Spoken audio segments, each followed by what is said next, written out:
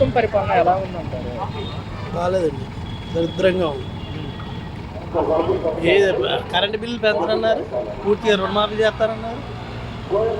ఒక బిల్లుకి 400 రూపాయలకి 265 రూపాయలు ఎక్స్ట్రా. ఇంకెక్కడండి ఆయన మాట మీద నిలబెడతాడా? నిలబెట్టడం అంటే దానికి ఒక ఇది ఉంటుంది, చెప్పడం వేరు చేయడం వేరు. ముందే వచ్చి జనాలను నమ్మేయటం బాగా ప్రోత్సహిస్తారు. దీని తగ్గితే గ్యాస్ బండ్ అన్నారు, ఎంతమందికి వేసారు, ఎంతమంది అన్నారు? 40 లక్షల మంది, 40 లక్షల మందికి ఇచ్చారు. ఉన్నదంతా 1,50,00,000 మంది. అది కరెక్టా? చేస్తారో లేకపోతే నా వల్ల కాదని తప్పుకో పక్క చేయనంటే జనాలు ఆలోచించుకుంటారు. మీరు ఇప్పుడేం బలవంతంగా మిమ్మల్ని వచ్చి పేగరు కదా, అది పర్పస్. ఏదైనా చెప్పడం వేరు, చేయటం ఒక ప్రాసెస్ ఉంటుంది.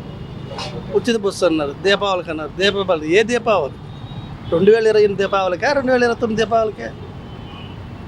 ఏదైనా ఒక మాట చెప్పామంటే కరెక్ట్గా ఉండాలి, లేదంటే కాకుండా సైలెంట్గా ఉంటవే. అంటే ఇప్పుడు మరి జగన్మోహన్ రెడ్డి పేదలకు పథకాలు పెట్టేశాడు, మరి ఖజానా చూస్తేనే ఖాళీగా ఉన్నా. జగన్మోహన్ రెడ్డి చెప్పాడు ఆ మాట. 100 కోట్లు అని మీరేగా చెప్పారు. ఆయన దిగేటప్పుడు 7,000 కోట్లు ఉంది. మీరు ఆయన దిగేది మీరే, ఆయనకి తప్పుడు 100 కోట్లు ఉంది. నాకు డబ్బులు లేవు నేను చెప్పలేదు. ఎప్పుడే చెప్పేవాడు ఎప్పుడు 100 కోట్లు ఉంది, 25 కోట్లు ఉందని చెప్పడండి. చెయ్యాలి అనుకుంటే చేస్తాడు, చేయకూడదు అనుకుంటే ఇవన్నీ చెప్తారు. అప్పుడు జగన్మోహన్ రెడ్డి కరెంటు బిల్లు పెంచాడు అంటే అన్నారుగా, ఇవాళ మీరు చేసింది ఏంటి? మరి అది కరెక్టేనా? ఎన్నికల ప్రచారాల్లో ఉన్న కరెంటు బిల్లుని తగ్గిస్తానన్నారు కదా. ఒక బిల్లు తీసుకోండి, మా షాప్ది 800 రూపాయలు వచ్చింది కరెంటు బిల్లు, దానికి 1,100 రూపాయలు ఛార్జీ. 833 రూపాయలకి 1,100. ఇంకా రేపు ఎండాకాలం చూపిస్తారులేండి సినిమా, అసలు సినిమా చూపిస్తారు. కంగారే ఉంది. గతంలో ఎలా ఉంది? ఇప్పుడు 100, 120, 130 కరెంటు బిల్లుకు కంపల్గా 2-3 ఛానళ్ళు ఉంటాయి. మరింత దారుణమా? కరెంటు బిల్లు మొత్తం చూడండి, రీచ్ కాల్చిన దానికంటే ఇవే ఎక్కువ ఉంటాయి, ఎక్స్ట్రా ఛార్జీలే ఎక్కువ ఉంటాయి. మన ఎక్కడండి? నువ్వు పామాయిల్ ఏమన్నారు? జగన్మోహన్ రెడ్డి ఫిక్స్ చేశాడు అన్నారు, 102, 103 అన్నారు. వాళ్ళ పామాయిల్ 150 రూపాయలు ఉంది. అది ఎవరిది? దానికి రాజకీయాలకు సంబంధం ఉండదు. పెరిగేటప్పుడు పెరుగుద్ది, తగ్గేటప్పుడు పెరుగుద్ది. దానికి దీనికి సంబంధం ఏమైనా ఉందా? గ్యాస్ బండ్ జగన్ సంబంధం ఏమైనా ఉందా? ఆ రోజు లేదు కదా. ఆయన అన్నారు కదా. మరి మీరు వచ్చి చేసింది ఏంటి? మీరు వచ్చి తగ్గించారా? తగ్గిలేదుగా. పెట్రోలు, గ్యాసు, కూరగాయలు, నిత్యావసర సరుకులు కొన్ని ఉంటాయి, తగ్గుతాయి, పెరుగుతాయి. దాన్ని ఇంకొక సీఎంనే టార్గెట్ చేయకూడదు కదా. అది ముందు ఒకటి తెలుసుకుంటే, వాస్తవాలుగా తెలుసుకుంటే మంచిది. కూటమి ప్రభుత్వం ఎన్నికల ప్రచారాల్లో ప్రభుత్వ అధికారంలోకి వస్తే నిత్యావసర ధరలు మొత్తం తగ్గిస్తామని అదే తగ్గించారు కదా. 140 నుంచి 150 తగ్గడమే కదా. ఇప్పుడు కరెంటు బిల్లు ఏమన్నారు? పెంచను, అందుకే పెంచలేదు, చూపించాడుగా. ఏ మాట అయినా అంతేనండి.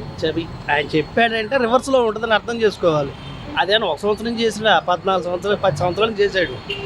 ఆయన మాట ఎలా నమ్ముతారు? నమ్మారంటే ఇంకా అది అంతే. మరి ఇప్పుడు ఈ ప్రజలు మొత్తం చంద్రబాబు నాయుడు గారు చెప్పిన పథకాలు చూసేట్లేసారంటారా? ఇక అక్కడ అడుగుతారండి. ఇప్పుడు చిన్న ఏదన్నా కోటి వాట్సాప్లు పెట్టారనుకోండి, ఆయన తీసుకెళ్ళి లోపల దిగుతున్నారు. అవసరమా? ఆడేమనుకోండి పోతే పోనీలే. ఇప్పుడు కుర్రే కషాయుడిని నమ్మినట్టు నమ్ముతాం కదా. ఏముంది, ఆడిని నమ్ముద్ది, అది కోసేవాడిని నమ్ముద్ది, కానీ మంచివాడిని నమ్ముద్ది ఎప్పుడైనా. జనాలు కూడా అంతే. లోకేష్ గారు వాలంటీర్ వ్యవస్థ ఏమన్నారు? ఉగాది రోజు 5,000 కాదు 10,000 చేస్తాం, మీ బాధలు నాకు తెలుసు అన్నారు కదా. నేను లోకేష్ గారు ఏమన్నారు? జీవోలో ఉన్నారు. మరి 10,000 ఎవరికి ఇస్తానన్నారు? జీవోలు లేదన్నారు, బాగానే ఉంది. 10,000 ఎవరికి ఇస్తాను పెంచారు? వాలంటీర్లేనా? ఆయన పిల్లలు చూడండి, స్కూల్ చూడండి, ఒక్కసారి చూడండి. అంత బాగా చేసేవాళ్ళు అయితే స్కూల్లో పిల్లలు పాపం వేరే చోట కిందికి వెళ్తున్నారు. మొన్నటిదాకా ఎలా ఉంది, ఇప్పుడు ఎలా ఉంది? జగన్మోహన్ రెడ్డి ఏం చేయలేదు. మీరు చేయండి, మిమ్మల్నే కదా. ఇంకా 15 సంవత్సరాలు, 8 సంవత్సరాలు ఉంటే 10 సంవత్సరాలు మీరు చేస్తే కదా. మార్నింగ్ అయిపోయి ఒకసారి కాలు మిస్టేక్ అయిన తర్వాత మనం చేసిన వెనక్కి రాదు, ముందుకు రాదు. జనాలు కూడా తెలుసుకుంటారు. ఇప్పుడు వాలంటీర్స్ అన్నమాట మమ్మల్ని ఎన్నికల ప్రచారాల్లో కొనసాగిస్తామన్నారు. వేతనం 10,000 వస్తామని చెప్పింది మీరే. ఇప్పుడు మాకు రాజకీయ రంగం కొలవచ్చు కదా, ప్రభుత్వంలో మేము ప్రజలకు ఎలాగైతే సేవలు అందించామో అలాగే చేస్తామన్నారు.